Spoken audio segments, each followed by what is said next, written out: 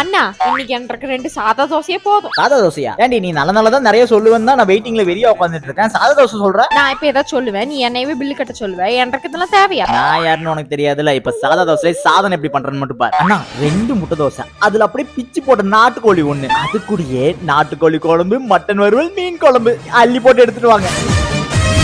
இதை சாப்பிடறதுக்கு ஒரு ப்ரொசீஜர் இருக்கு, அது எப்படின்னு நான் சொல்லி தரேன். ஃபர்ஸ்ட் முட்டை தோசை எடுத்து நடுவுல வச்சுக்கணும், பிச்சு போட்ட கோழியை பிச்சு வச்சுக்கணும், அப்படியே மீன் குழம்பு கொஞ்சம் தொட்டுட்டு அப்படியே இந்த மட்டன் பீஸ் எடுத்து தோசையை மடக்கி வச்சு வாய்க்குள்ள நவுத்துனா.